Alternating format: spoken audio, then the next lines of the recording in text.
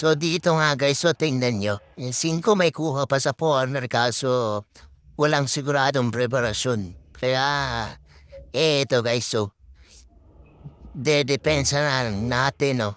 Titibayin na lang natin yung tira dyan.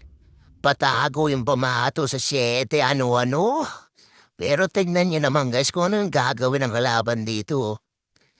Patatalonin, no? Jump shot, tira 5. Okay.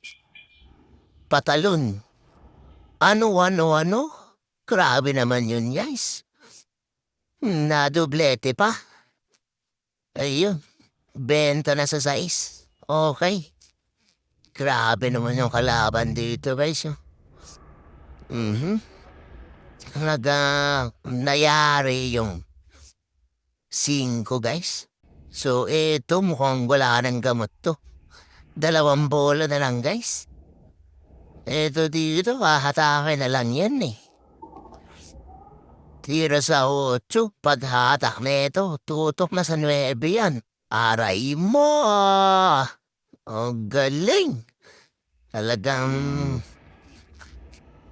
grabe mong pakiting tong taon to. Dito, last ball 9. Oh, pinapakapuro niya. Ano? Grabe yun, guys.